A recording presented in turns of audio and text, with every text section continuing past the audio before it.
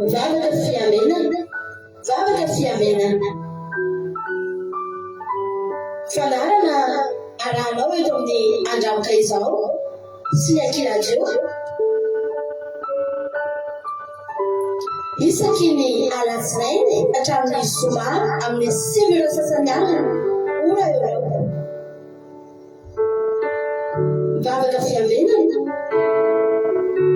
Iarahanao amin'ny mpanompon'Andriamanitra Radio Konosalama mivady sy ny groupe izay manesy. Andrenesanao tonteny sy fampahirizana. Mivavaka fiamenana. Vavaka fiamenana. Sambatra izay mpilamino ka miaro tony mandrakariva eo am-bavahady ary miandry eo am-tonambaravarako. Mialoha ny fiamenana amin'ny alina ny maso mba hisaisainako ny teninao. Vavaka fiamenana. Vavaka fiamenana.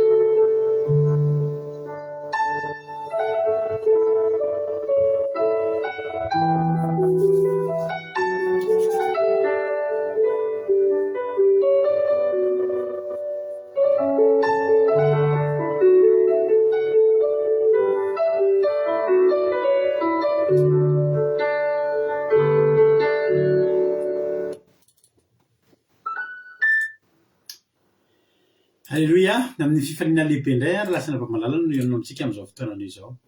Tena faly be indray ny tena koa miarabanao eto androany ary dia manonona ny fiatanan'ny Tompo ao amintsika tsirairay avy isan-tokantrano isam-batan'olona izay tratranay eto indray ty androany ity dia ny fiatanan'ny Tompony ao amintsika tsirairay avy matoky sy mino fa ifampahereto indray antsika amin'ity androany ity. Raha androany ao tonga miaraka aminay dia tetena aminay tsika sendrasendrako no natongavana eto. Fa tena misy raha ilan'ny Tompo anao dia sy lahatra an'izany mihitsy ka dia maretatra amin'ny farany ary dia miarabanao zay tonga somatsara dia fiatanan'ny Tompo amintsika tsirairay avy mazova finahitina mazahoa hery mitombo finoana.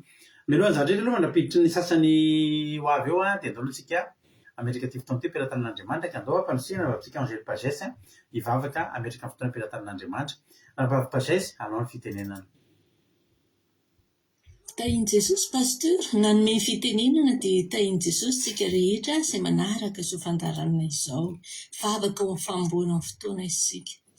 Ry Tompo tsara indrindra izay ny an-danitro, mbola misotranao be dia be izay Jesosy raha mbola tratran'izao anio izao indray tonga eo anatrehanao izay Jesosy eo anandratra ny anaranao ary vonona izay koa iaino anao Tompo amin'ny alalan'ny mpanomponao izay mitondra ny teninao ka ankehitriny Jesosy dia miasa mahery amin'izao fotoana izao ianao. Aoka tena ny tana maherinao Jesosy no aminay tsirairay avy izay indrindra ireo mpanompon'Andriamanitra mitondra ny teny ho fampahirezana Jesosy eo ary mivavaka izay ho amin'ny tsirairay avy izay mandre manaraka izao fotoana izao amin'izao fotoana izao ny tana maherinao ny eo amin'ny isan-tokantrano ny isam-pianakaviana tsirairay avy Tompo mba tena ny teny rehetra izay voarainy Jesosy eo dia tsy hiverina aminao foana raha tsy efa natateraka izay nandranao azy. Dia isoranay ianao be dia be Tompo arapetraka fenao ampelantananao ny fotoana rehetra tsy ho tapatapaka Tompo amin'ny alalan'ny fifandraisana Jesosy ary tena hita mihitsy ny hoe ainao amin'ny mahazo azy ny teninao ary fanasitrananao amin'ny nofo rehetra Jesosy eo dia anomana vahaolana ihany koa andreo izay manana olana ianao dia isoranay be dia be Tompo izay no ny fanatrehanao feno ny fotoana androany makasitraka Jesosy eo ary isoranay ihany koa Jesosy malalo ny amin'ny fitohizany ny fotoana amin'ny apitso ihany koa dia isoranay ianao amin'ny anara maherinao Jesosy misy ny mangataka zavavaka izany misaotra Jesosy eo. Amen.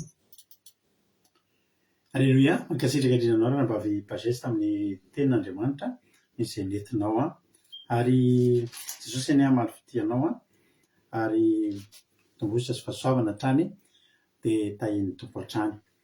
Tsodrahantsika ary androany dia ao amin'ny Salamo 7:15 ny tsodrahantsika androany. Salamo 7:15 izay mivaky toy izao amin'ny anaran'i Jesosy. Nahoana mitanondrika ianao ary fanahiko ary nahoana no mitoloko atao anatiko ianao manantenan'Andriamanitra fa mbola itera azy ihany izy ny famonjena ny tavako sady Andriamanitra io. Halleloia. Amen. Ny olona mivavaka sy manana an'Andriamanitra manana zany fanantenana zany azo antoka fa olona anatina fahakiviana io mpanoratra ny salamo zao, olona nataon'ny korahita mantsy ty salamo ty tamin'ny andron'ny fahababona, ary de tena hoe olona tanaty problème, olona tao anaty olana. Fa raha olo-kafa io de efa namony tena na tena tratrana dépression, de tratrana tena hoe mety nandeha mamoy fo sy mivarilavo. Fa ao am' Jesosy ny olona ao amin'Andriamanitra de tsy maintsy manana an'io. Ninona zavatra midona sy mahazo de miteny izy amin'ny fanahiny. Izy tsy mila papahery, tsy mila olona, tsy mila fivorim-pianakaviana, tsy mila fivorim-pokotany. Fa izy ihany miresaka amin'ny tenany, nahoana mitanondrika ianao ry fanahiko. Ao anatiny ao zany izy ihany miresaka amin'ny tenany. Nahoana no mitoloko ato anatiko ianao? Ny fanahiny efa mitoloko ny saina efa mitoloko fa ny finoany de ambony ary de mbola niteny izy hoe manantena, mbola velona amin'ny fanantenana, manantenan'Andriamanitra fa mbola itera azy ihany za hitanao androany io, mety hitanao mandalo ady androany. Fa zao manantenan'Andriamanitra, za mbola iteran'Andriamanitra, mbola ijoro vavolombelona indray ara-pitso, mbola tahin'ny tompo indray ara-pitso. Halleloia. Izy no famonjena ny tavako sy Andriamanitra. Halleloia. Amen. De raha isoanao koa zany teny zany androany, aza mitanondrika. Teneny mihitsy ny tenanao androany, manina ianao mitanondrika? Ho tafavoaka amin'io ady iny ianao ara-pitso e. Ho tafavoaka amin'io ady iny ianao afaka pitso e. Amin'ny sabata ho avy zao ny ijoro vavolombelona e. Fideranan'Andriamanitra ny mpolotram-bavanao amin'ny anaran'i Jesosy ho tanteraka izany. Tahiny tompontsika rehetra. De raha izany tsodrano zany Kodaniela Belgique, Tsiriamboramel France, Eric Carac France, Rosemine France, Artisanat de Madagascar France, Marie-Jo États-Unis, Antonina Marie Charline Madagascar, Melsobe Anjana Arabie Saoudite, Angonina Rodriguez Arabie Saoudite, Tasany Apostole Madagascar, Sandola Anjisosy Koweït, Marie-Angela Dubai, Thierry Albenza France, Sandola Koweït, Milan Andriamalala Allemagne, Tozy Jesosy mandrakizay Allemagne, Jesosy Mpandresy Madagascar, Namintso Macrina Koweït, Miana Menso Italie, Eric Carac France, Marina Tena Canada, Hortensine Koweït, Tahiny Jesosy Razana Monika Dubai, Jessica Patici France, tozy efa niteneniko teo, Merci be an'izany efa niteneniko teo, Miana Menso Italie. Tahiny tompontsika rehetra tonga soa de tahiny tompo dia mahereza hatrany isika mianakavy. Amin'ny hira anankiray tsika fa ijoro vavolombelona aloha tsika mialoha an'izay. Inona no mba fahasoavan'Andriamanitra azonao ijorona vavolombelona nomeza amboninahitrin'Andriamanitra androany? Inona no azonao lazaina androany? Za de ijoro vavolombelona fa nitahiny tompo androany. Nisy fitahin'Andriamanitra mahafinaritra kely zay izay tsy ampozina. Halleloia. Tsy ampozina fa de tonga ho azy tsy natsoina takan'ireny manavany an-danitra reny. Nirana many zay androany, ampiten'Andriamanitra many zay androany de faly be mihitsy de mijoro vavolombelona aminareo mbola misy ny mana. Halleloia. Mbola misy ny mana ary dia misy ny fitahina maniry ho azy. Halleloia.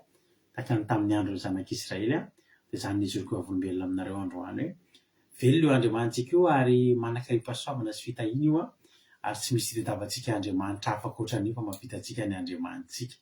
Halleloia. Tahiny tompontsika rehetra ary. Zay na nijoro vavolombelona ary ny anareo, inona ny azonareo lazaina? Doreo no antiritihary ndao mba nonira faneva kely indray aloha tsika. Halleloia. Ndao mba nonira fanevantsika eto amin'ny akira teo indray aloha tsika ho anareo zay tsy malala de tia nira fanevantsika. Ndao mba ho alefa indray izy ifalitsika diratsika n'Andriamanitra de afaka manoratra amin'izay nareo manomboka eto ny fijona vavolombelona de ovakiko eo rehefa avy melohan'ny diry Andranambavy Berta hitondra antsika amin'ny toloteny. Menofinaritra daholo.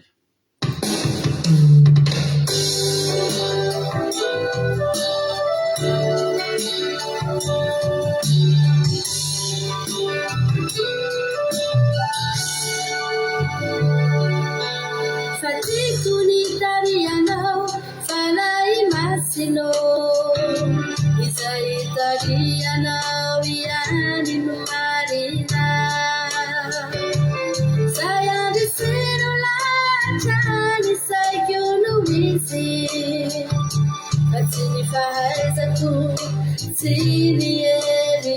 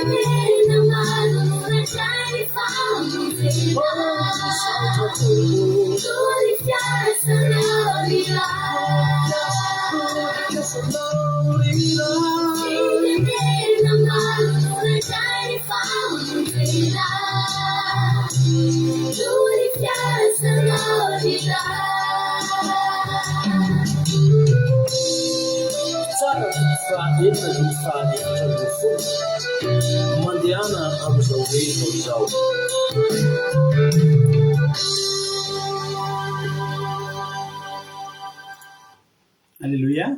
Tenin'Andriamanitra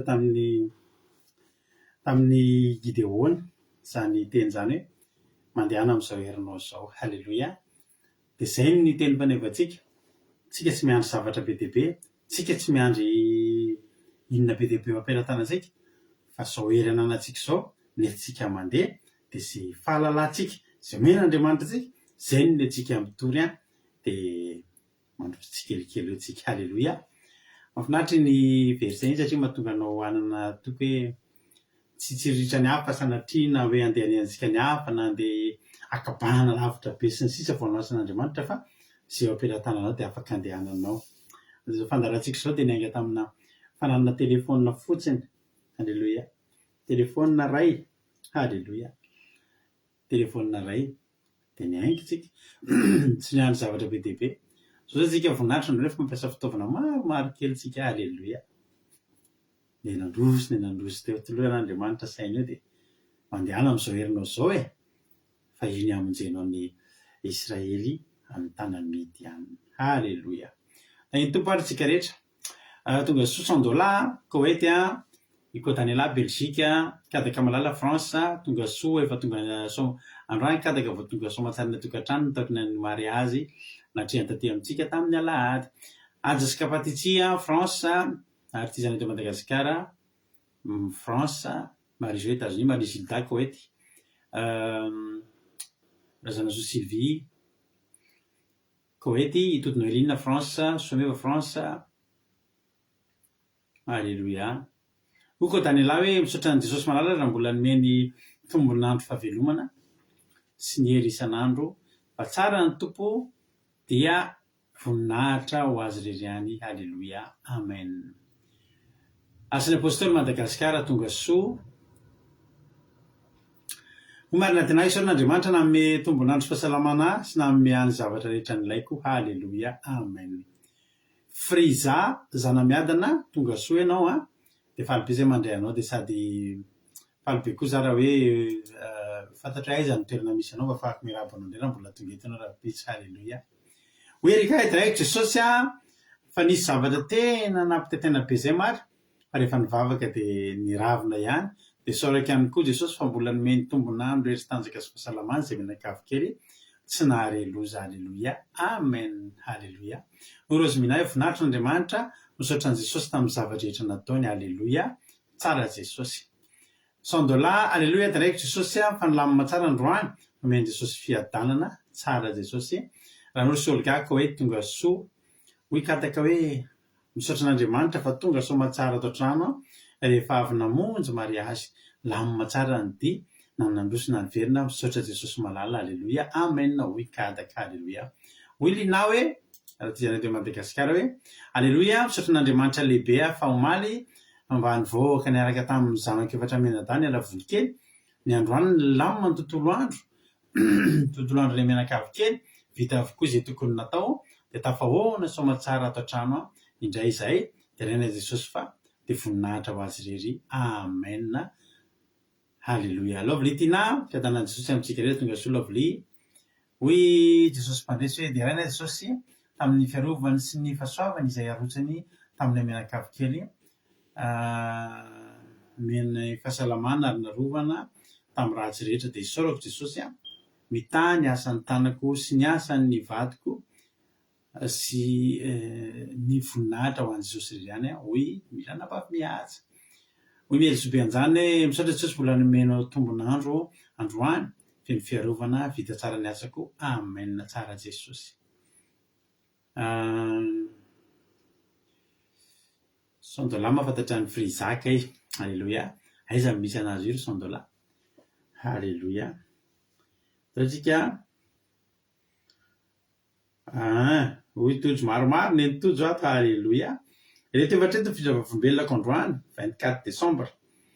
Azoko aloha be androany ny karama décembre sady nahafaly nahafapo be. Tsara ny vola voaray. Tsara Jesosy ara-paina tojo. Tsisy fotoana nandrona sakafo za dia pasahirina be androany dia kay efa nanomana sakafo natsiro be Jesosy tena ampiasa nihinana narapo mihitsy. Halleluia. Nisy nahame cadeau chocolat koa za androany. Halleluia. Teraina Jesosy niaro sy nanome hanina sazo any menakavy kely. Halleluia. Teraina Jesosy ara-paina tojo.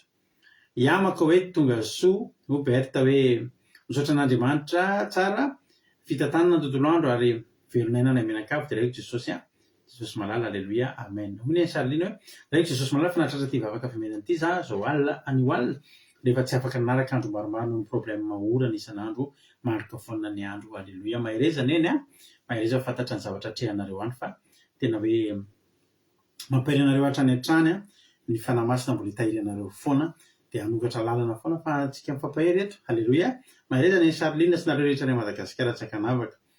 Hoy lovely hoe tena Jesosy fanarova ny tontolo andronay androany nivoaka ny trano dia teo ny fitantanana tsy tratran'ny loza fa tonga somatsara. Alléluia.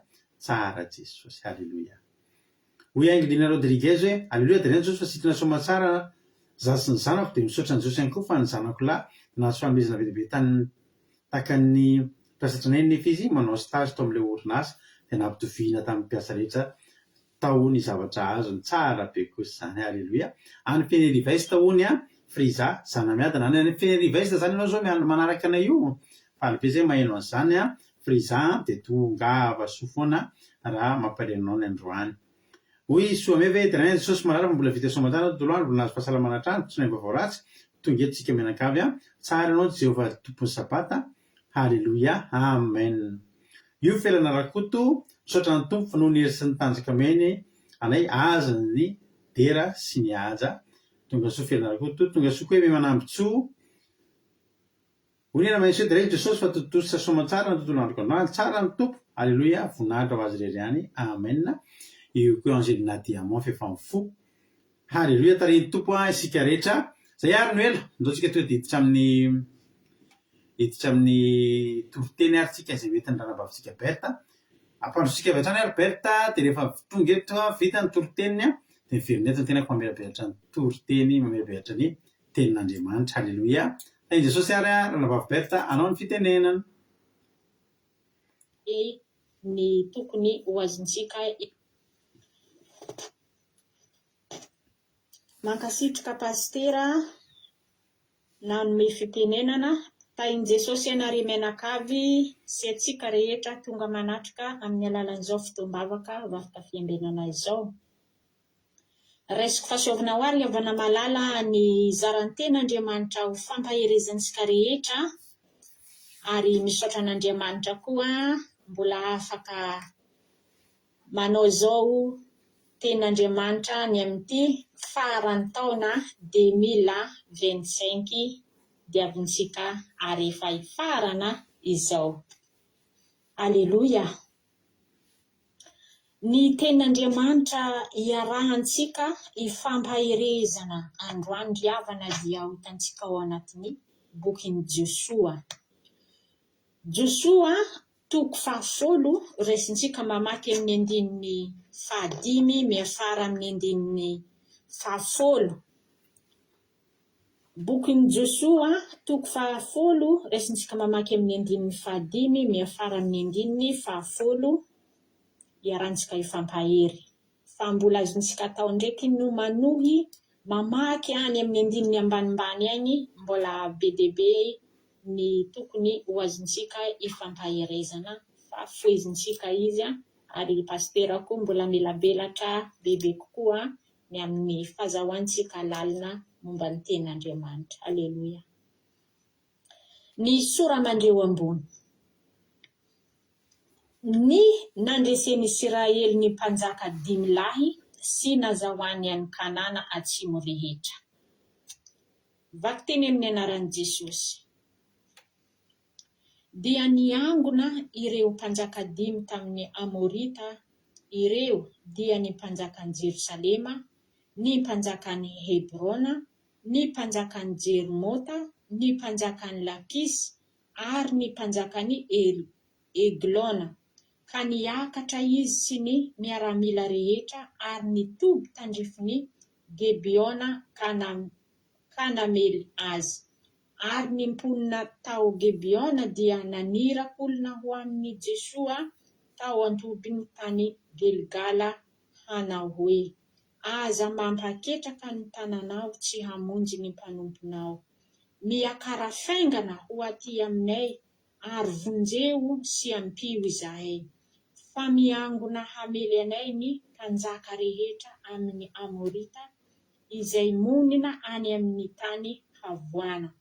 Dia niakatra niala tany Gilgala Jesosy sy ny mpanafika rehetra teo aminy dia ny lehilahy mahery rehetra ary tonga tampoka tamin'ireo Jesosy ka nanao lavalina tany Gilgala izy. Ary Jehova nampifanaritaka ireo anoloan'i Israely ary namely ireo tany Gebiona izy ka nahafaty marobe. Sady nanenjika azy tamin'ny fiakarana mankany Betiorona izy ka namely azy hatramin'ny Ezika ka hatramin'ny Mekeda. Izao ten'Andriamanitra zao ry havana malala dia ten'Andriamanitra tokony hananantsika fampanantenana rehefa miaraka amin'ilay Andriamanitra, rehefa miaraka amin'ilay Jehova izay nahary ny lanitra sy ny tany isika ery havana malala. Izy amintsika ry havana no tsy manana ny fahavalo. Izy amintsika ry havana no tsy manana ny mpanenjika, no tsy manana ny mpanozona, no tsy manana ny fanenjehana indrindrandrindra ny amin'ny fitiavantsika an'Andriamanitra. Kanefa ry havana, raha mitoky sy mangatoa ary manana fanantenana fa ilay Jehova Andriamanitra tokoa no hombantsika ry havana, dia tsy misy ny hajanona ny eo anoloantsika. Na amin'ny fomba tahaka ahoana ny tetika ary na dia tahaka ahoana ny tokony hirehirehany ny amin'izay hanana ny fisainana, indrindra ny amin'ny fanoherana, ny amin'ny tsy fitiavana, ny fanarahana an'Andriamanitra.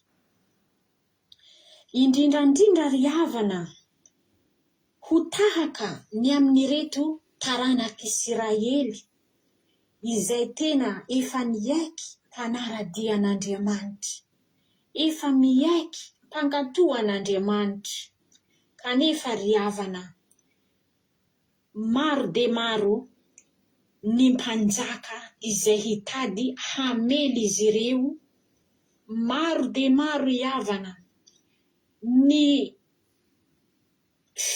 amin'ny alalany tsy fifankatoavana, faniratsirana ny amin'ireto zanak'Isiraely ry havana, noho ny amin'ny zanak'Isiraely izay manaradia an'Andriamanitra.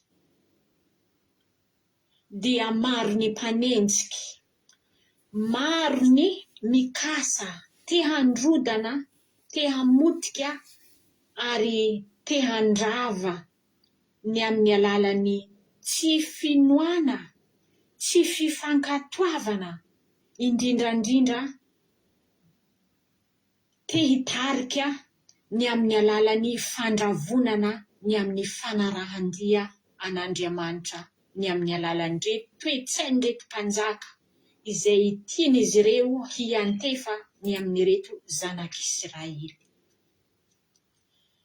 Dia rehefa nitoky lalina tamin'ny ilay Jehova Andriamanitra ry havana ny zanak'Isiraely, ary efa fantatra any zanak'Isiraely, maro de maro ny mpanjaka izay hanenjika izy ireo na andro na alina, dia tsy nanan-tahotra ary efa nanome ny teny fanantenana ho an'ny mpanaradia azy Andriamanitra teto.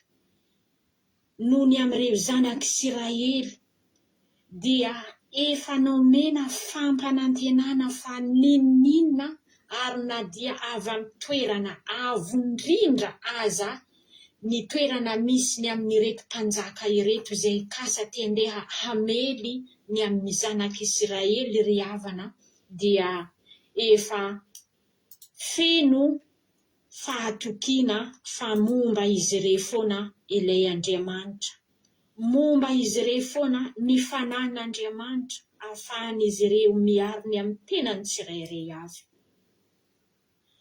Maro ry havana ny amin'izao fiainan-tsarotra izao, kely sy bitika ary maro koa no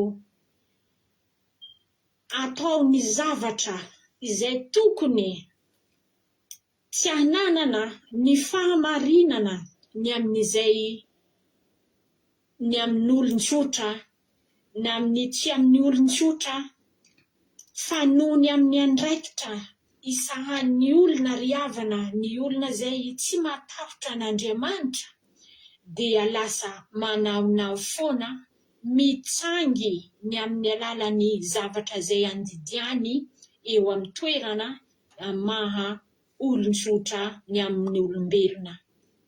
Satria ny olombelona ry havana raha tsy miankim-po amin'Andriamanitra dia lasa manaonao foana, lasa mirehareha ny amin'ny tenany, milaza fa zaho mpanjaka, zaho zao no andraikitra ny amin'ny isahaniko eto ambonin'ny tany, dia hanaonao foana ny amin'ny olona, hanaonao foana ny amin'ny mpanompon'Andriamanitra.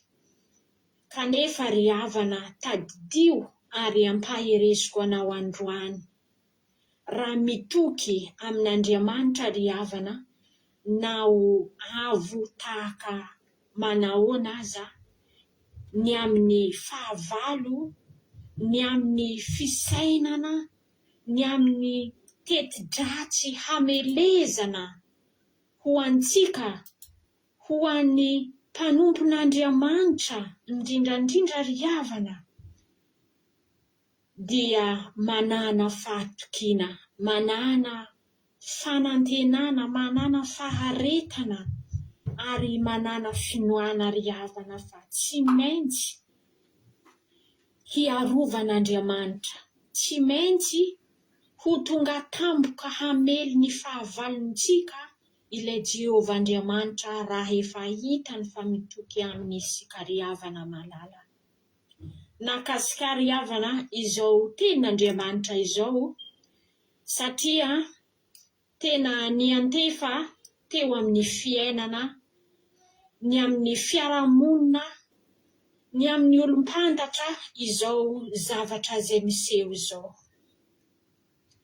Tena nakasika ny fo ry havana satria raha amin'ny maha olombelona dia tsy tokony hananana fandresena raha ny mitoky ny amin'ny ohatra manana zavatra na ny ara-panjakana, manana zavatra na ny amin'ny fiarahamonina izay ifanaovana, ifandraharahana, raha tsy mitoky amin'Andriamanitra ry havana dia sasapoana ary tsy amin'ny hery na ny fatanjahana araka ny ten'Andriamanitra no hireherehantsika, fa noho ny amin'ny Jehova dia araka ny ten'Andriamanitra eto ambanimbany milaza manao hoe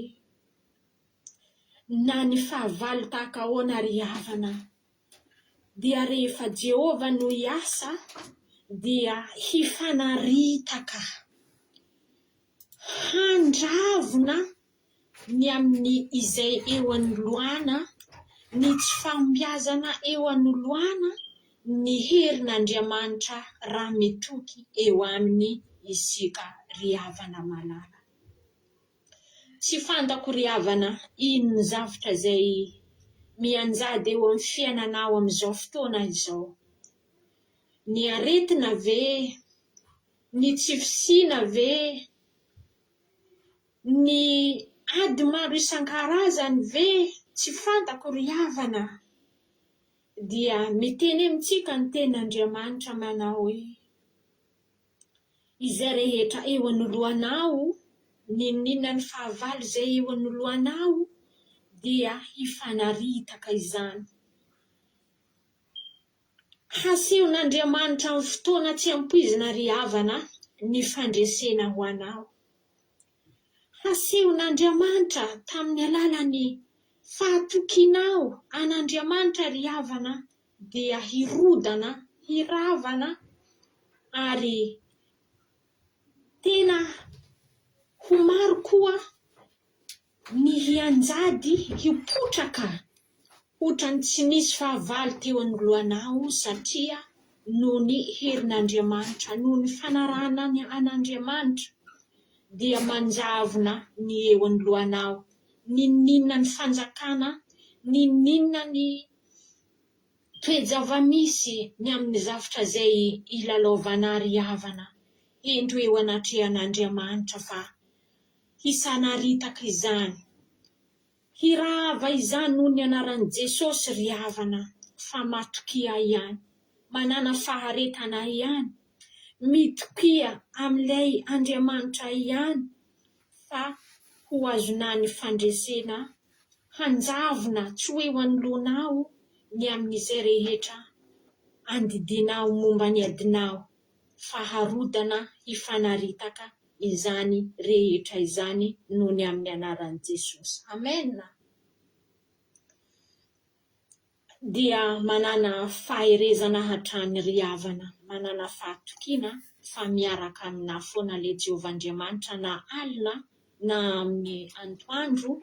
Raha mamaky antsika any amin'ny 12 ry havana dia na dia ny havandra aza dia nivelesin'Andriamanitra, nataony tena hoe tsy hafana ny amin'ireo fahavalo handeha ny amin'ireo fahavalo izay kasa temely any zanak'Israely dia narotsany ny amin'ny tsy fahafahana izy ireo. Ary maro koa ny potraka miafara ny amin'ny fahafatesana aza satria mitsanginy amin'ny heriny ireo mpanjaka. Fa ny zanak'Israely dia mitsangy ny amin'ny fananana an'Andriamanitra. Dia mifanaritika ny zavatra rehetra izay tsy ambolen'Andriamanitra momba ny amin'ny fiainan'ny zanak'Israely ary ny hotak'izany koa momba ny amin'ny fiainantsika raha mpanompon'Andriamanitra mahatoky tokoa isika.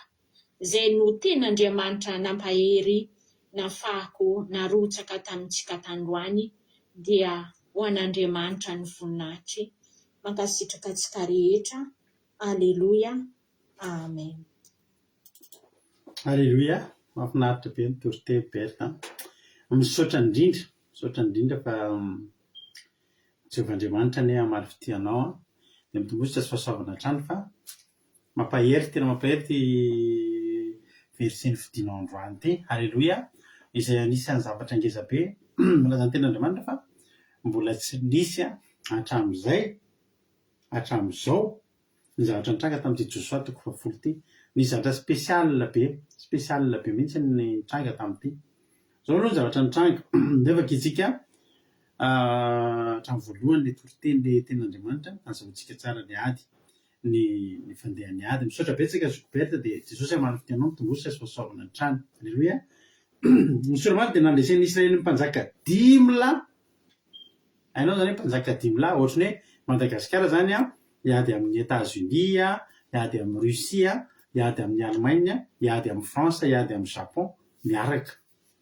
Ohatra le tena le grande puissance ohatra hoe Chine, ireo zany hitambatra. Ohatr'izay mantsy ny tamin'io.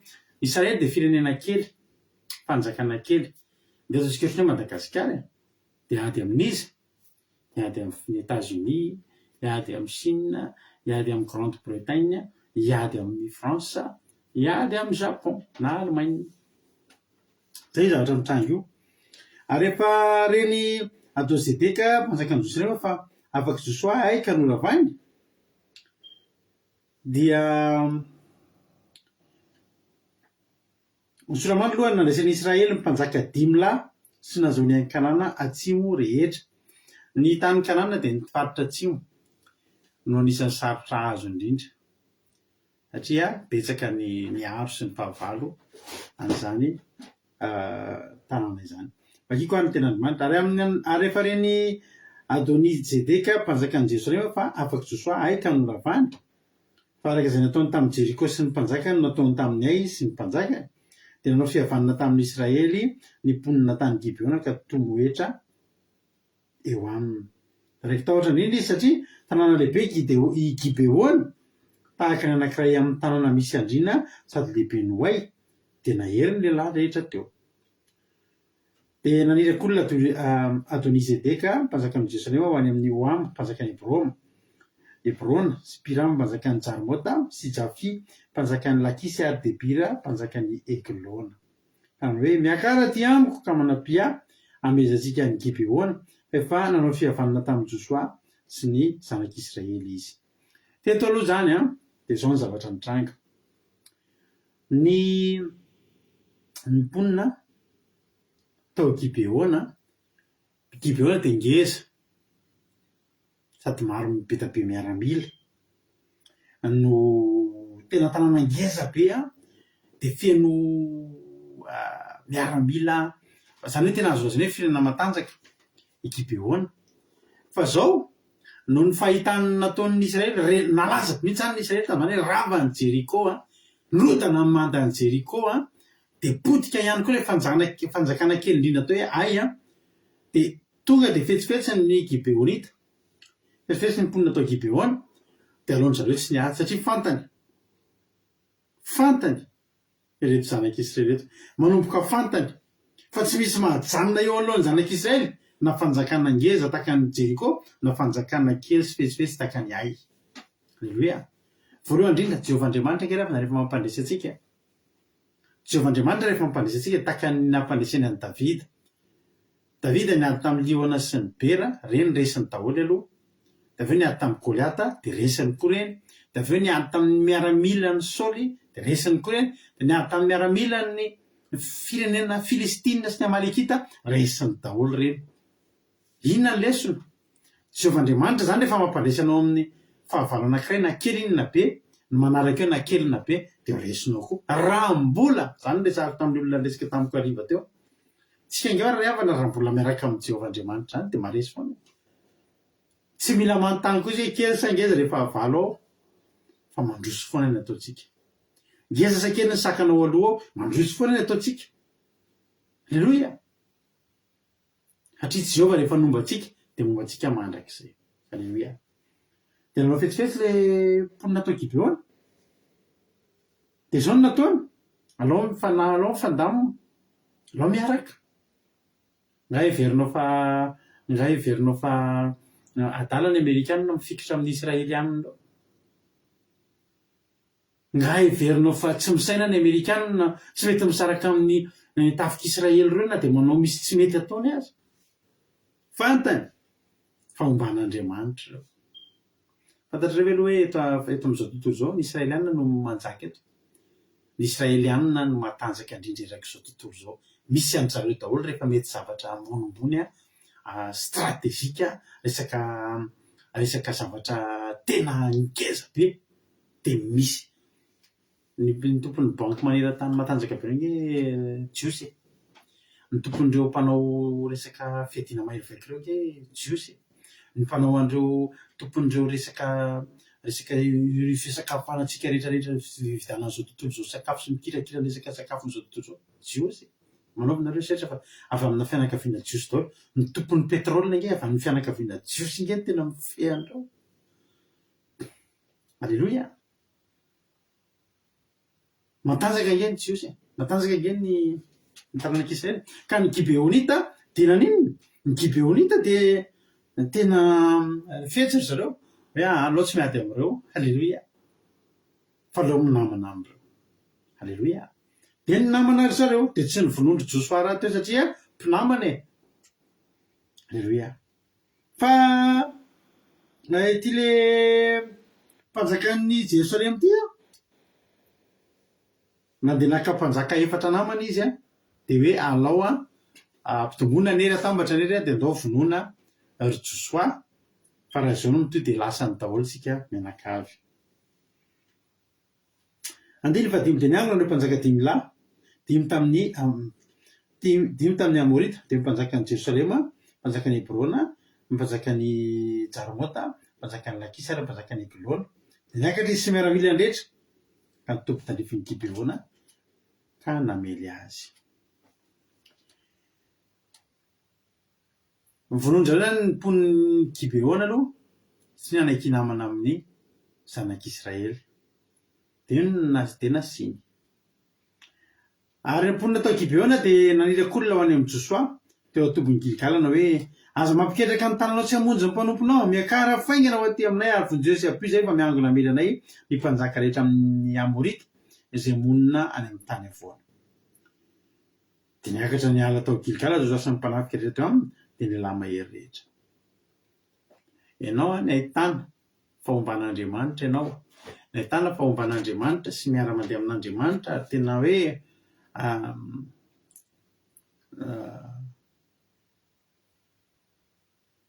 omban'ny tanan'Andriamanitra ianao dia zao mila vonjy aminao ny olona aviam-pio izay ndao mba hito ambavaka izay avimba ampaherezo izay. Halleloia. Ianao koa rehefa voafidin'Andriamanitra tahaka ny Josoa dia tsy afaka mandany izany ianao. Vondreo izay ozy izy dia niakatra ny amin'ny tany Gilgala Josoa. Inona raha teo moa no niantsonan'i Josoa? Iady eky niantsonan'i Josoa ary Josoa efa nahazo tso-drano vao tany amin'ny fiangan'ny asan'Andriamanitra ataon'i Josoa dia efa mitenen'Andriamanitra izy. Josoa 2:1-5 tsisy olona janona eo anoloanao amin'ny andro rehetra iainanao. Tsy misy na fanjakana kely na fanjakana be na fanjakana ray na fanjaka 5 dia zao tsy misy mahajana, tsisy ajanona eo anoloanao amin'ny andro rehetra iainanao. Raha mbola miaina koa ianao ry Josoa tsy misy ajanona eo anoloanao. Halleloia. Mba raisoanao zany tso-drano zany androany. Tsofoka rano amin'izany koa ianao Sarolinina Miansobeanjana sy nareo rehetra zio.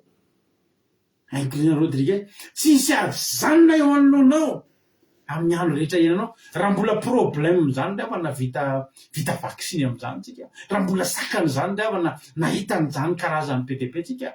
Fa zany tso-drano anao androany amin'ity fotoana ity. Ianao koa mba tsisy ajanona eo anoloanao amin'ny andro rehetra iainanao.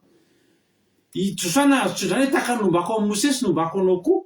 Za koa tso-drano anao androany ny Mainsoa Ery Karako manao hoe ary Nambentsoma-Kirinina hoe tahaka nomban'Andriamanitra ny Josoa, nomban'Andriamanitra anao ihany koa. Halleloia.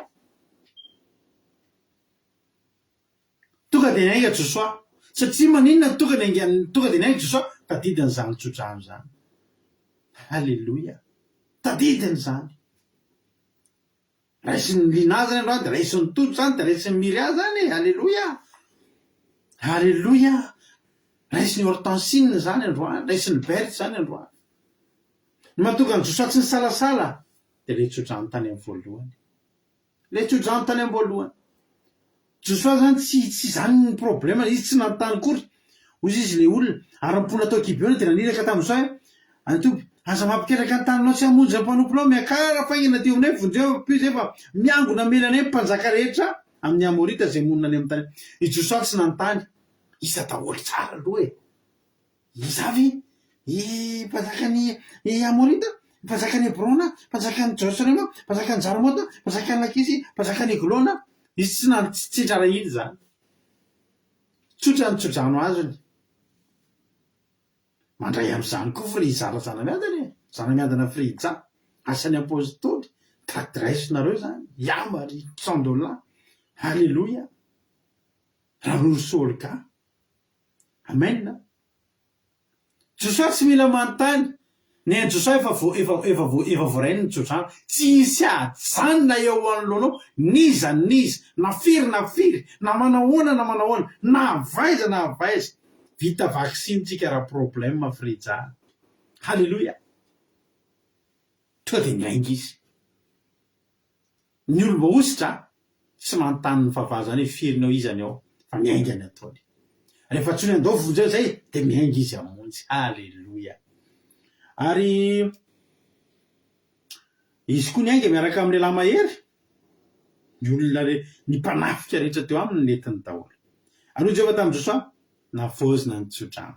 Aza matahotra azy efa natolotra eo an-tananao izy ka tsisy ajanona eo alohanao izy na dia ray akory aza. Halleloia.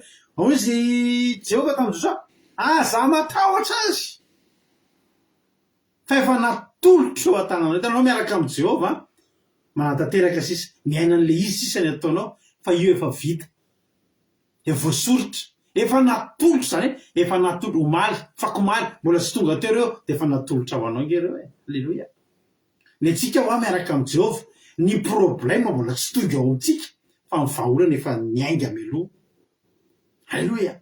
Ianao zany raha tena mino an'Andriamanitra ianao manoloana anao problème dia zao fotsiny ao an-tsainao efa misy vahaolana ho an'ity any. Halleloia.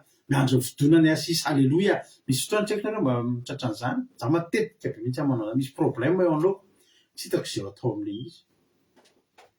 Tena misy fotoana tena tsy hitako izay atao an'ilay izy dia zao ny ataoko avelako le problème tena avelako lasa raha tokony ady saina amin'ny problème anoloanan'io dia hitomany hijereny lasa miakatra any amin'ny efitrano lasa mivavaka dia zao ny ataoko avelako io satria fantatro efa natolotra ho ahy io fantatro fa io problème io no eo fa ny vaolana an'io fa ny lolalana an'io ho afa-baraky io problème io ho gagy io problème io alolo-kely eo fa taizy ty vaolana ty niaingy ameloa io halleloia ny ain'i Jehovah ny antsika niaingy ameloa efa natolotro fa tsy hatolotro hoe mbola hatolotro mbola voitady hevitra Jehovah amin'ny problème io efa natolotro reo zany niainga tany amin'ny toerana nisy azy tany niainga mba ho atolotro reo halleloia niainga mba ho atolotro reo hitanareo ry havana ny itsika tena tokony olona sasatsika miaraka amin'Andriamanitra zafady i Davida rehefa hiady amin'ny Goliata neverin'ny olona fa hiainga ny zanak'Israely rehetra nieritreritra fa i Goliata io niainga avy any Filistina tamin'ny Filistina hamono Israelianina hamono zanak'Israely ny Davida tsy zany ny Davida io Goliata niainga avy tany amin'ny tanin'ny Filistina ho lalam-pitahina ho azy tareo any liona mahatonga ny liona tsy matahotra biby mihitsy nagatsika mahita liona mavita miatake rhinocéros na miatake hippopotame na miatake biby elefanta satria raha ny lalàna dia tokony hoe kely minina mo zany hoe ngeza mihinana ny kely mamono ny kely dia ny kely matahotra ny ngeza betabe ny biby hoan'ny liona nefa ngeza noho izy dia mahafantatrao mahatonga ny liona tena tsy mieritreritra mihitsy izy hoe ho fatiny io biby io mieritreritra mihitsy io azony atao mihinana an'io satria ny liona mijery an'io biby io tsy fahavalo ny fahitana an'io fa sakafo ny biby hafa ndray mitsoaka vao mahita liona sy izy mieritreritra mpamono io dia ho faty raha mihaona amin'io fa ny liona raha mahita elefanta dia zao ny atany ho voky loatra ndray amty atao hoanina fa tsy maninona halleloia zany ry havana ny Josoa i Josoa zany fantany efa natolotra azy io reo zany niainga ny fampitoana avy tany amin'ny misy azy tany eo mason'Andriamanitra reo mifampitoana ho faty mifampitoana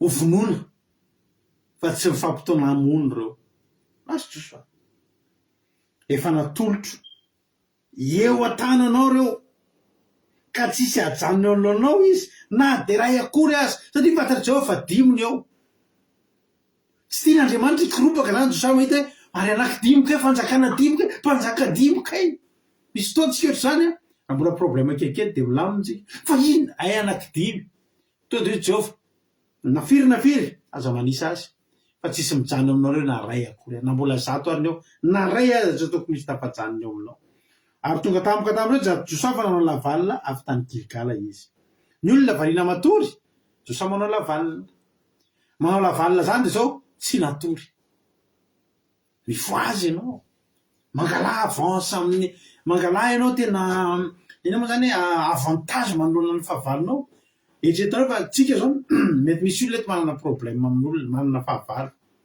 ny avantagenao dia zao ny fahavalonao zao efa matory na mandeha manao fety mandeha manao sasakalina sy mandeha manao any amin'ny toerana maro isan-karazany amin'ny fetifety any ianao maka avance ino nataonao mivavaka ianao eto mandray era-panahy ianao eto elo avy ny fahavalonao mandeha matory ianao mandana mivavaka fa ianao ny lasa avance eo ianao ny lasa ambony eo ianao ny lasa aloha eo halleloia misy fotoana zay manao course tomobile taloha dia rehefa mba te sous-estimer namana iny dia tenena izy andana fa omeko poto ray ianao moana poto ray zany eny amin'ny Nisena eny 67 zay manao course tomobile taloha dia rehefa mandeha izy loha dia tonga ery amin'le poto ilany ery izy vao miainga anao dia mbola trazanao ihany nefa izy efa miodina ery zay le hoe mena poto ray tana fa omeko poto ray ianao fa eto ndray tsika amin'ny maka poto ray halleloia ny fahavalo zao matory ny amorita matory ny fahavalo rehetrarehetra dia Josoa nanao lavalina Masahia manao lavalona amin'ny fahavalonao. Masahia manao tonga tampoka. Ny fahavalonao variana matory any amin'ny boîte de nuit amin'izao fotoana izao, matory ara-panahy. Ianao mirehatra ito amin'ny vavaka fiambenana. Tady hery sy manovo hery ito amin'ny vavaka fiambenana. Tsy hitovy mihitsy ny rapitso maraina nareo mihaona. Zay zany toky omeko anao zany. Tena toky omeko anao zany fa zava-dehibe mihaino ny tenin'Andriamanitra. Zava-dehibe ny manao lavalona ary havana malala. Zava-dehibe mandray herin'Andriamanitra anatin'ny tenin'Andriamanitra ary havana malala. Fa valinao rapitso vao fo efa ianao feno heriny eo anoloany dia resy izy. Alleluia. Ary Jehova andiny 10. Andiny 10 tonga tampoka tamin'ireo Josoa fanao lavalina avy any Gilgal izy. Ary Jehova nampifanaritaka ireo teo anoloan'ny Israely ary namely ireo tany Gibeona izy ka nahafaty maro be sady nanenjika azy tamin'ny fiakarana makany Betiorina izy ka namely azy hatrany Azeka ka hatrany Makeda. Nampifanaritahan zany matetika Jehova rehefa betabe ny fahavalon'ny zanak'Israely dia le fahavalany ampifanaritahan Jehova. Le fahavalany ampifanaritahan Jehova dia ireo ihany no mifamono. Dia zareo ihany no fampifamonomono teo. Dia ao anatin'izay ry zareo mifamono mifanaritaka fa Josoa mamono. Josoa tsy mifanaritaka. Alleluia. Tahiny tompo aloha miarina soa nirina tonga soa anao alibe mahita anao ito androany. Ny fahavalon'ny Josoa zany mifanaritaka, mifamono. Fa Josoa ndray tonga eo mbola mamono. Zay tsy matin'ny fahavalon'ny Josoa zany, zay fahavalony Josoa tsy matin'ny fahavalony dia vonoiny Josoa satria fahavalony. Halleluia. Tsara Jesosy. Misy amin'ireo problème anao be dia be reo zany ifamono manomboka eto. Reo ihany ny famono. Alleluia. Reo ihany ny famono. Reo ihany ny fanaritaka. Dia zay voaka velona amin'ireo dia ianao no mamono azy sisa. Raha manana fahavalo 10 zany ianao dia mifanaritaka reo dia 5 sisa velona ohatra. Dia reo 5 reo fa hohaninao ndray sisa. Alleluia. Reo 5 reo indray ianao mamono an'ireo. Alleluia. Atao inona zany? Anenana ny anenana ny hareranao Jehova hoe tsy anareo ny ato fa anahy. Ianareo angina fa za hiato anareo. Halleluia. Dia andiny 11 zao tsika. Ary noho nandosa teo alohan'ny Israely teo am-pidirana ny Betiorina izy, Jehova tena nandatsaka vandra vaventy taminy avy tany an-danitra hatrany Azeka ka nahafaty azy ary be lavitra ny matin'ny avandra noho izay nivonoan'ny zanak'Israely tamin'ny sabatra. Zao ny zava-misy. Zao ny fahasoavana. Ty le fahasoavana be. Josoa rehefa nitsofina rano fa haresy. Dia Josoa efa nomena hery mba handresy. Fa na dia zany azy. Na dia efa nitsofina rano izy hamono fahavalo, dia nahafaty fahavalo tokoa aloha izy nahafaty izy. Fa jerenareo nge le ezaka ataon'Andriamanitra ndeha ataontsika misy fahavalo ray alina teo. Dia mifanaritaka ireo mifanaritaka. Dia mety 5,000 sisa ireo ny velona. Dia tamin'ireo 5,000 ireo nisy vonoiny Josoa. Mety nahafaty 1,000 Josoa. Mbola misy 4,000. Ireo 4,000 ireo nitsoaka. Inona ny nataon'i Jehova tamin'ireo 4,000 ireo nandatsahany Jehova Andriamanitra avandra ohatr' izany ny angedany dia nilatsaka eny amin'ny lohany eny. Maty ny avandra daholo. Ary volazan'ny tenin'Andriamanitra fa rehefa nisaina dia ireo avandra nalefan'i Jehova ireo nahafaty be dia be lavitra noho izay matin'ny Josoa tamin'ny sabatra. Izany hoe Josoa namono tamin'ny sabatra fa tsy sy namono fa Jehova ny tena namono be dia be. Zao zavatra teneniko anareo androany efa matetika amin'ny tena an'ity zavatra ity. Io fiainanao io androany hoy izy tena nandalo problème be androany. Dia zao ny tady ity. Raha nampisehonanao amin'ny tena tsy priany io problème io dia kivy ianao. Zao ny tady ity ry havana. Tsika rehetra angamba rehefa miasa dia mahafantatra hoe ohatriny misy ny salaire brut dia misy ny salaire net. Ny salaire brut andeha atokera amin'ny karama 3,000 € ianao brut dia mety mandray any amin'ny 2,400 any ianao net. Sisa. Mety be zavatra miala amin'io. Tadidio fa ny adinao io brut io. Fa tonga any aminao izy efa net. raha zanatsipika 20 nefa nalefa ny satana itifirana anao androany hatramin'ny anao fo maraina ngeravana fa enao fo fo de mba tsy fonony devoly ifo efa nezahany devoliny tapenana nge misy olona sepotra izy amin'ny alina manadiny miaina de tsy maintsy efa misy appareil mampiaina anazy amin'ny alina mahatonga azy velona amin'ny maraina ny devoly ngeravana amin'ny alina tsy fony devoly ifo ianao androany fa tany de efa nisy ady be mitsy ngetany amin'ny tontolo tsy hita maso tany vao velona ianao fenao moa velona de zay faly be na alleloia velonaina de tsy nikotinao isan'ny isan'ny fahasoavany zany fa teneniko anao fa ady mafy eo amin'ny tontolo tsy hita maso ao misy ady eo amin'ny tontolo tsy hita misy ady tsy hita maso de misy ny ady hita maso ny ady hita maso reny lalovana nandalo problème kenao ohatry tsy nanambola androany ohatry tsy afaka fanadinana androany ohatry mivaky pneu tomobilika androany tena problème be mihitsy fa vaky ny pneu tomobilika raha mba fantatra matsy ny problème tokony hitsanga aminao raha tsy teo ny avandran'i Jehova de izy hoe tena enjany zany fa io zavatra miatraika amintsika io zanatsipika efa anankiray sisy io tokony 20 fa ny 20 Jehova niaro azy ny 20 Jehova no niaro anao fa zanatsipika ray ary le lohany kely fotsiny satroka kely fotsiny io irenao androany hoe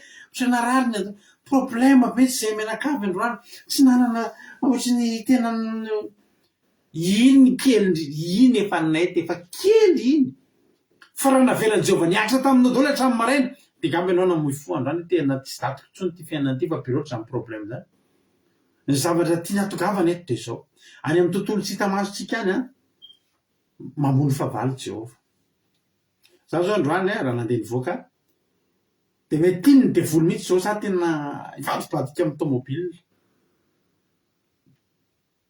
raha sitrapony ny devoly de nanao accident mahatsirana de maty misy fotoana ohatrany za moa efa mandava taona efa za zany zao raha ohatra zany teneniko anareo nanomboka 12 taona volana décembre ohatra zao 12 taona 31 décembre 1988 no ny vocal voalohany 12 taona tam'izany nandeha ny vocal nandeha réveillon voalohany mandehandeha ny Analakely amin'ny andro alina 12 taona de nanomboka teo de manomboka nandeha madiditra ohatrany de matetika be miaro tory zay taloha mianatra zay maraina amin'ny alina zay mifanao fotoana zay sinamay de mandeha mitsoka de mandeha mivocal de alohan'ny andeha de mody maraina miafina mody de matory de mifo mandeha mianatra raha menao eto zany avako de afabaraka ihany no fahazazako fa tsy maninona zany misy fotoana mipetraka tamin'ny anabaviko zahako fa le anatin'ny ditra de misy lavarangana zay avy ao amin'ny lavarangana io misy varavarana avy any amin'ny velany de sao tiana izy le cousin ko mpavady de karaneny ohatriny tuyau fandehanana rano zay de mitsofoka avy eo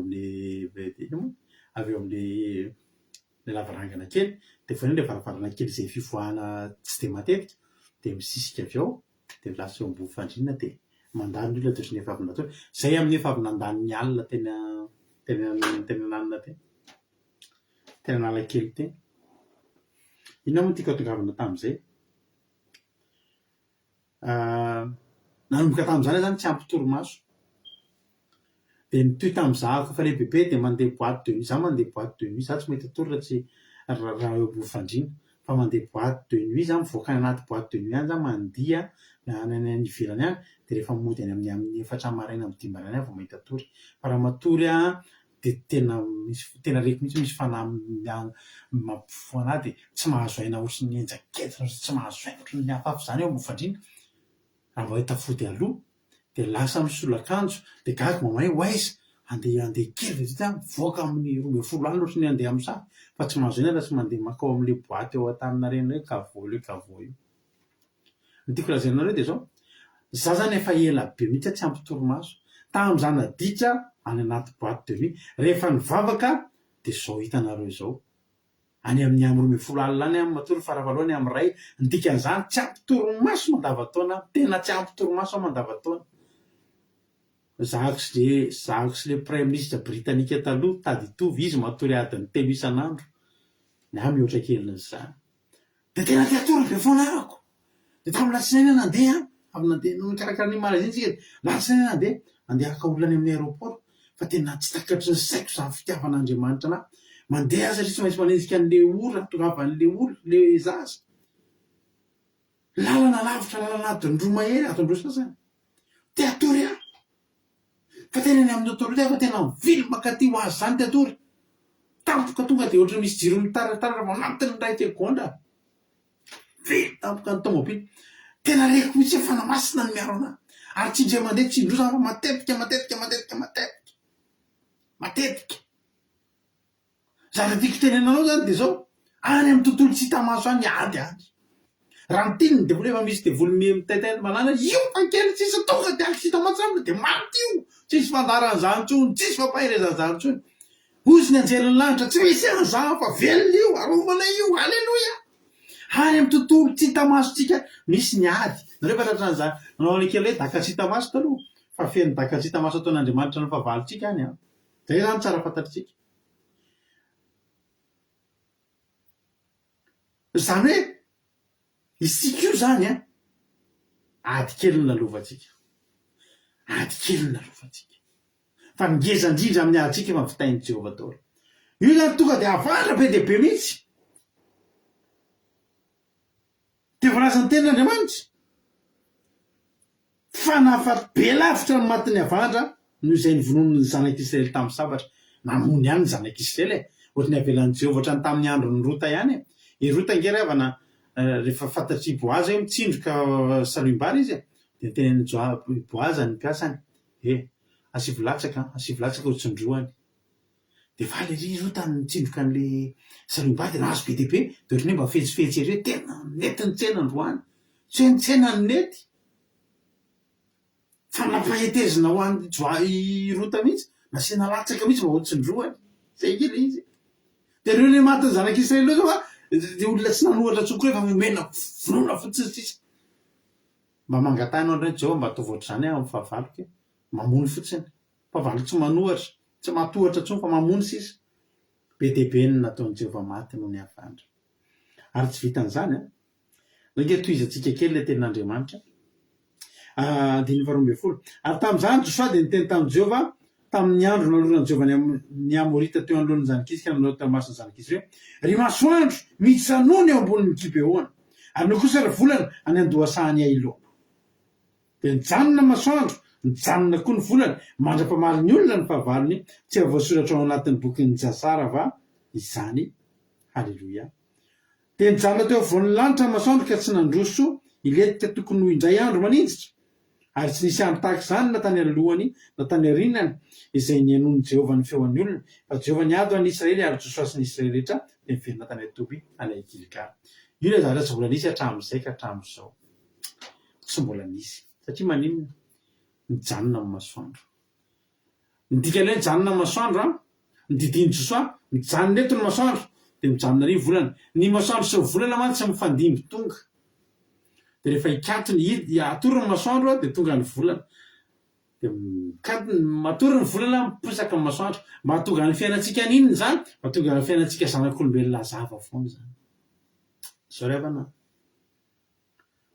tamin'io andro io betsaka loatra ny fahavalo io andro nefany no ny teny reny Jehova ho andro andresen'ny Josoa ohatra androany zany ohatra de anonona teny mpitahina ohatra hoe tononoko amin'ny firizazana miatana fa androany 24 décembre de mandresy ny fahavalonao ianao ohatra nozy Jehova hoe androany 24 décembre ny andro na andeha atsika androany 25 décembre zay fivadika zao androany 25 décembre 2025 no andresenao ny fahavalonao iama io ny andro voasoratra io rena nefa de zao ny fahavalony ama be dehibe ary fantatry Jehova fa tsy ho fatiny ama ao anatin'ny ray andro le fanjakana anankidimy na de omena vonono fotsiny ohatr' zao azy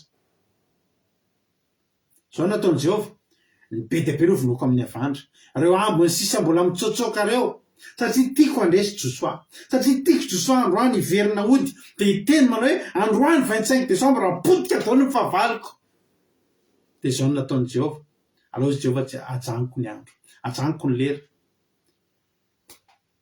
raha ohatra zany tamin'izany andro zany raha mitenenina hoe androany lina tsy maintsy maresy ny fahavalony androany 24 décembre afaka rehefa aveo nge amin'ny tena maro efa tamin'ny après midi tamin'ny matymasoandro telo efa mivadika tokony 25 décembre tsika zao fa ohatra ny teneniko anareo raha amin'ny fiainantsika amin'izao mantsy dia rehefa minuit no mivadika ny daty dia andeha ataontsika izay aloha raisika mba tsy hahasarotra raisinareo azy raha zany hoy ny tenin'Andriamanitra hoy zao ny fampanantenana nataon'Andriamanitra i Soameva i Sondola Yama Berta i Rodriguez Lina Mersoa ohatra zany hoe androany 24 décembre tena nosoratako ny fandresena ho an'ny amiko dia afaka adiny roa zao tsika adiny ray mahery dia efa hivadika 25 décembre dia lasa hiteny ndray Jehova hoe dia 24 décembre sy 25 décembre indray zany ny fandresenao hoe Jehova nefa tia mitena ny teniny dia Jehova 24 décembre ny fanarahako ajanoko ny lera 22h49 zao ny aty aminay 22h49 minutes zao aty aminay ny fahavalo nefa mamono an'ireo fahavalo ireo mbola mila adiny enina ohatra satria be dia be nge ny fahavalo ary fahavalo efa vonona fotsiny fa zao mila maty ireo satria volazan'ny tenin'Andriamanitra tsy misy hijanona eo anoloanao na dia ray azy ka reo mety ny farany amin'ireo tafatsokany mety mbola raha afaka pisika ireo voatratra hoy Jehova reo afaka mitsoka fa hotazomiko ny teniko 24 décembre nireny fanarahana ajanoko amin'izay ny lera 22h50 zao aty aminay ajanondreo 22h50 io hatramin'ny rapitso mba haninona mba hatateraka tamin'io zany ny andro ray andro anankiroa ny 24 heures tamin'io lasa 48 heures mba haninona kay mba hanatanterahana ny teny fikasana fandroany fandresena ho anao tononoko anao androany ny fandresena tononoko anao androany ny fahombiazana tononoko anao androany ny fahafatesanao ny fahavalonao rehetra amin'ity androany ity tsy mahita ny andro rapitsony ny fahavalonao tsy mahita ny andro rapitsony olanao io tsy mifanehatra amin'io blocage itsony anao rapitso fa androany na dia voatery alina be lava be ary ty alina ity alao lava atory anao androany tsape ela be zany vao maraina ka satria ny fahavalonao tsy maintsy mbola finoana daholo aloha mpatonga ny rapitso sady zao najanona ny masoandro mba hahatonga ny josoa hamono ny fahavalony tsy fanitaka anaty maizana mila hazavana josoa mila miady anaty fahazavana dia tsy volana ny ilaina fa masoandro najanona mihitsy anao volana volana nanao mijanona ry amin'ny loasany ailona fa lao masoandro ny eto halleloia mila masoandro zay mila hazavana zay miady mila fanandry zay miady halleloia dia ho tahin'ny tompony ianao afatoko sy mino fa voarainao zany afatra zany raha androany ianao tena hoe matsapa hoe na ray zavatra ianao tapitra ny toro-tenitsika najanona masoandro mba andresena izy andreseny josoa raha do akiradio ianao androany tsy maintsy mandresy ny asa lehibe eo ataon'Andriamanitra ny fahavalonao rehetra raha misy zato eo ny folo amin'io raha bedrina no voninao fa ny 9 lasa any Jehova ny avandra mahatonga ny Jehova nananina mahatonga ny Jehova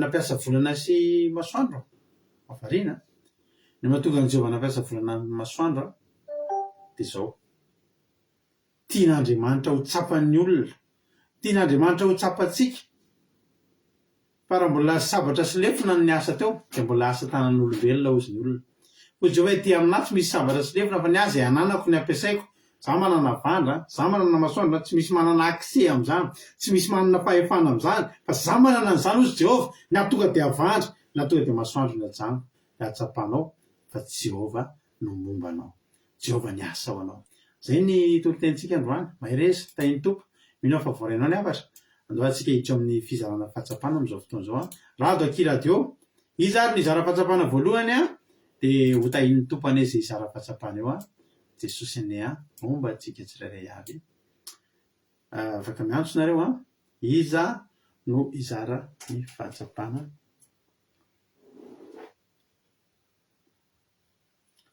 Alleloia.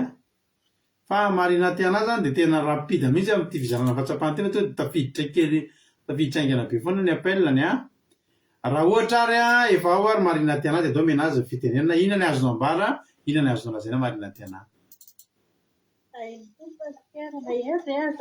Maheno tsara mihitsy ny anao fitenenana.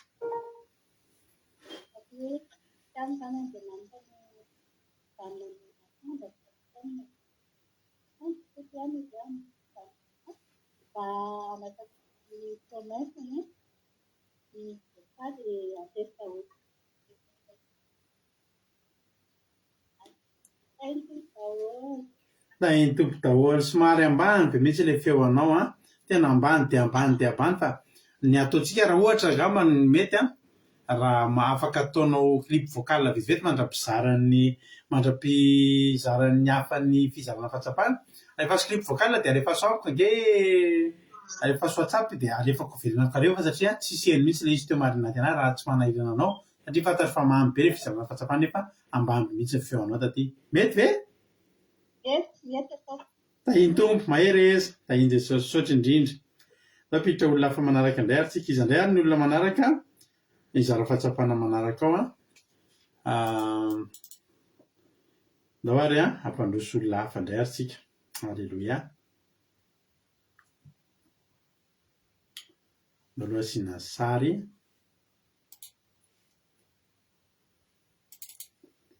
Ndao ary asiantsika sary a. Dia ndao ary a aomentsika raso aloha mentsika fitenena raha nampavitsika Angelina Rodriguez a, inona no azonao ambara inona ny azonao lazaina.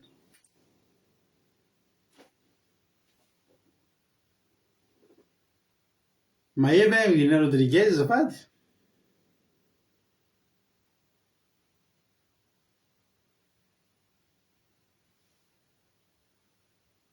Mahembe Angelina Rodriguez azafady.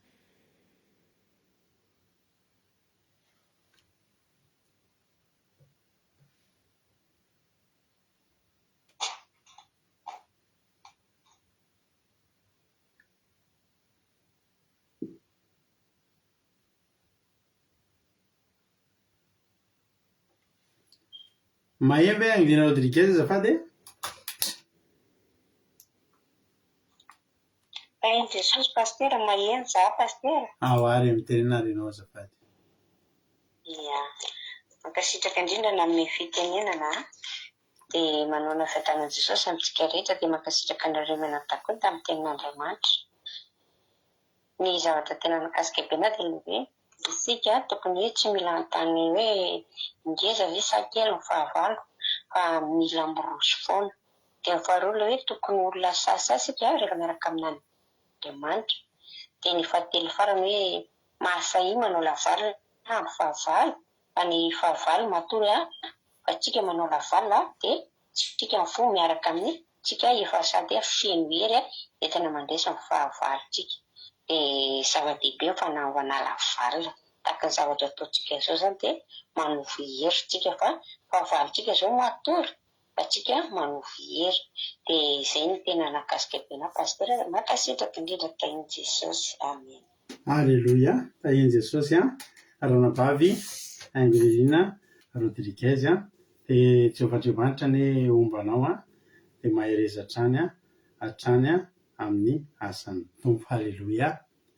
Ndao tsika ampandrosotsika aloha ny clip vocal marina tiana rehefa ao a satria mizara fahatsapana izy a dia nitenena izy mba ataovy clip vocal fa tsy ely misy ilay feo anteo a dia ndao ampandrosotsika izy a miaraka amin'ny clip vocal. Marina tiana anao ny fitenenana.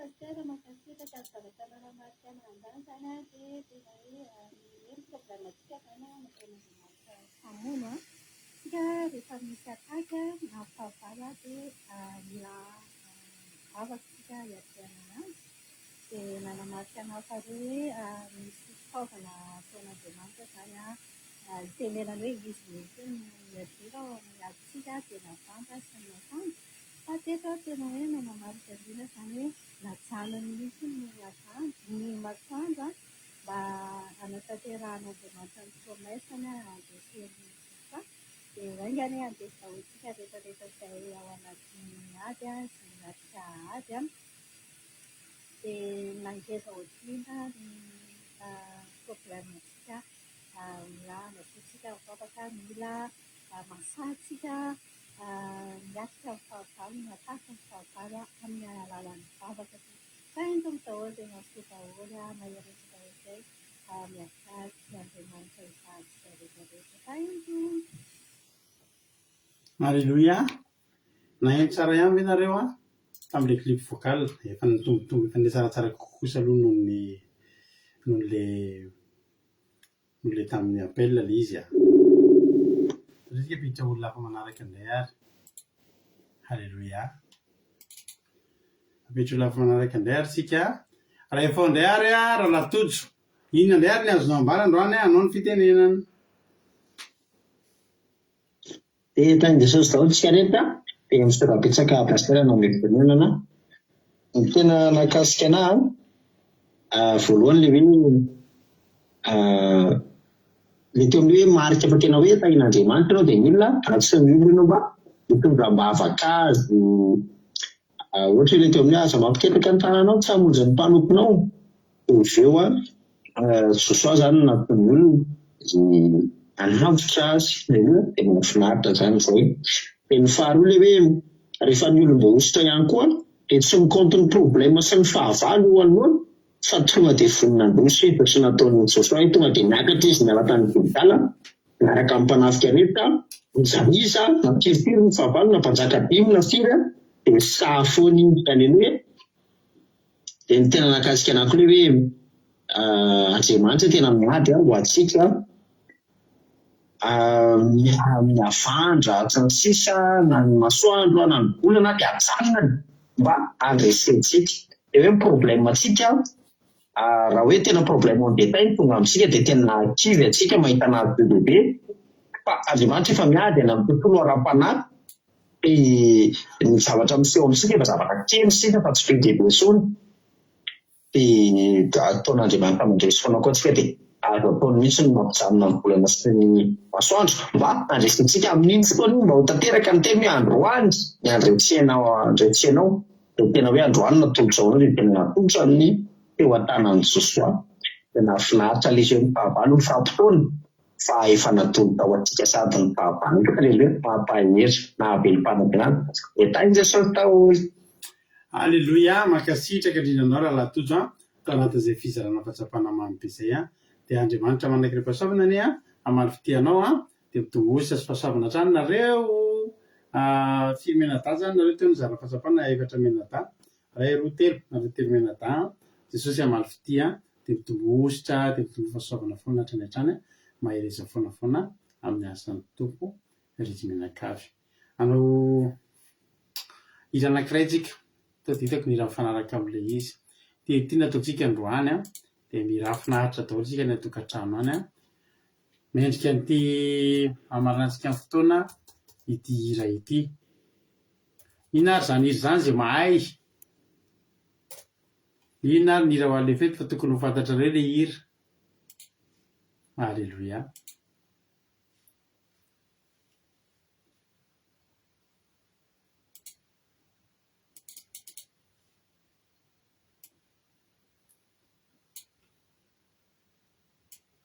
Inona indray ary tira mandeha ity izay malala asiana ray seconde kely. Inona ary zay mahafantatra izay ny hira ho ataontsika. Alleluia. Izay manoratra izay voalohany hoe dia ho tahin'ny tompo be ho akirarao kelitsika.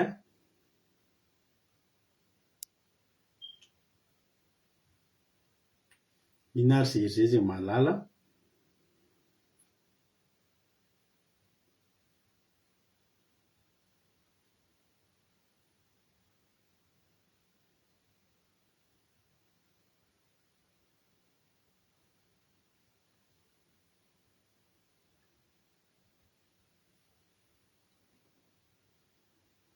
Halleluia.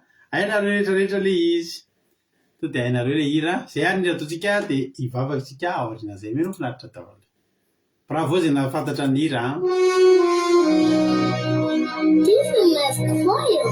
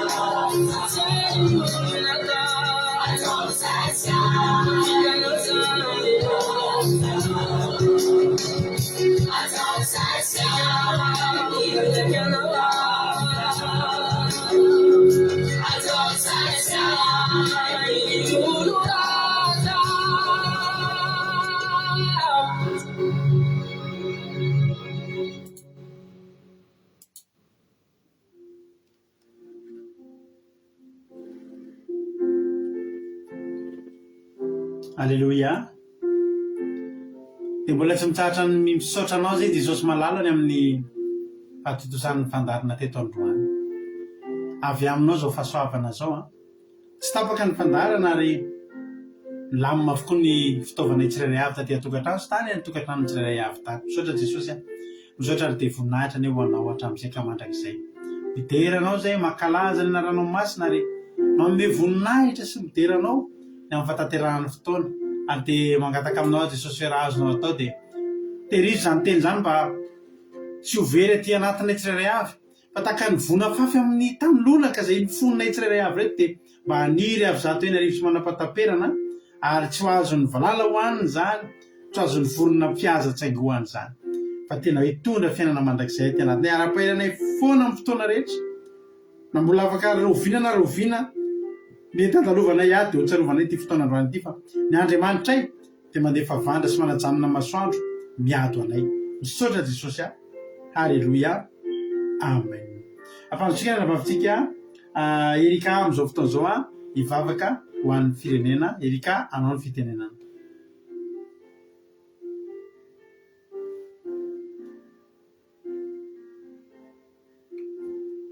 Metsika androna baverika ny fitenenana amin'izao fotoana zao hivavaka ho an'ny firenena. Mahay ve pasteur Safady? Ya, mahay zay anao fitenenana. Makasitraka pasteur na me fitenenana dia ara hivavaka sika amaranana amin'ny fotoana sy ho an'ny firenena. Andriamanitra ray tsara indrindra mbola faly indray zay faly satria mbola tafavory teto zay ary nareny teninao nareny hafatrao zay nampitondrainao tamin'ny mpanomponao. Makasitraka tompo satria mampaheranay tokoa zany teninao zany mahatonga anay mbola hanana fanantenana bebe kokoa aminao ary mahatonga anay ho sahandroso sy tomba fitiavana anao satria fantatray fa ninona eo anoloanay dia tsisy mahajanona eo anoloanay rehefa miaraka aminao zay. Tena mporofonao androany Jesosy fa na dia inona olona nasaribahany eo amin'ny fiainanay na dia inona ady lalovanay dia rehefa ianao no miado anay dia mivoaka mpandresy zay. Tahaka nanaovanao an'ireto zanak'Israely reto raha niady tamin'ny mpanjaka 5 izy Jesosy dia tena hoe nampandresenao ary ianao nampisamaritaka ny fahavalony izy ireo ka ho ataonao aminay tsirairay avy ihany koa zay ne zany teninao zany ka hampisamaritaka ny fahavalonay ianao ary amelo ny fahavalonay amin'ny avandra sy ny masoandro ianao amin'ny latsabatra Jehova satria fantatray fa Andriamanitra tena tianay ianao ary mombanay ary miaro anay ary tsisy mahajanona eo anoloanao tokoa Andriamanitra no fahavalonay. Dia misaotra Jesosy tamin'izany teny fampaherezana izany ka tena hoe zay reradraraka androany jesosy dia feno ia amin'ny alalan'izany teny izany ka zany teninao zany dia tena nijaka diaponay ankehitriny izay jesosy dia mitondram-bavaka amin'ny firenenay tsisy miafina aminao zany firenenay izany fa milanao Jehova milanao ny vahoaka malagasy ahafahan'izy ireo mandresy ny fahavalo eo anoloan'izy ireo satria maro loatra ny fahavalo izay mandripaka sy mamela ny firenena io ka mahatonga ny firenenay tsy mety tafarina mihitsy Jehova raha tsy voavely ny fahavalo amin'ny fahantrana sy ny amin'ny tsy fisina dia any amin'ny accident sy ny loza dia any amin'ny zavatra maro samihafa Jehova fa androany izay dia mangataka ny herinao mangataka ny fahalebiazanao mba tena anafoana ny fahavalo rehetra eo amin'izany firenena izany ka ataovy tsy mahajanona amin'ny firenena io Jesosy ny loza ny accident ny fahantrana ny aretina fa tena hoe roahana roao amin'ny anaranao zany mba hialo amin'ny firenena io mba hiadanany vahoaka malagasy ho maro loatra vahoaka malagasy Jehova mijaly amin'izao fotoana izao dia meo an'izany firenena izany koa ny fahavononana fahasahiana mijoro mijoro amin'ny fahamarinanao atahotra-nao andeha araka ny sitraky ny fonao satria mety izany ihany koa ny sakana tsy ahafahanao eo alohan'izany firenena izany tsy ahafahanao miady eo an'izany firenena izany ampianarana vahoaka malagasy tena atoky anao ary tena hifikotra aminao metraka amin'ny fiainana eo am-pelantananao ka io izany firenena izany Jehova ary oka tena hoe hanandratra izany firenena izany ianao amin'ny fahasoavanao amin'ny fitahianao dia mino izay fa tsy ataonao tsinotsino izany vavaka izany fa hiaino anay ianao ka hamonjy ny vahoakanay malagasy rehetra sy ny firenenay dia misaotra Jesosy malalo ny amin'ny teninao ka raha hiala eto izay dia tena hoe izany teninao izany tsy ala diaponay fa tena hoe raketinay ka ifo maraina izay dia anana fanantenana vaovao satria ianao rehefa miady ho anay dia voninahitra ho anao rehetra Alleluia amen. Alleluia mankasitraka indrindranao raha mahavelika tamin'izany vavaka mamy be matsiro be izany dia Jesosy any amaly fitianao dia mitombotra sy fahasoavana trano misaotra Berta tamin'ny tokoteny misaotra Pazesy tamin'ny vavaka fanomboana misaotra nareo rehetra tamin'ny fizarana fahatsapana Jesosy amaly fitianareo dia misaotra nareo rehetra koa tonga niaraka taminay teto ny fampaherina tamin'ny fanatrehana fanotronana tamin'ny commentaire isan-karazany dia Jesosy amaly fitianareo ka dia amin'izao amin'ny rahalandra Jesosy ka tahiny tompo venena soamantsaritsika dia rahapisiny antsika mihaona eto dia tahiny tompo daholo tafandriamandry mahereza isika tsirairay avy. Halleluia amen.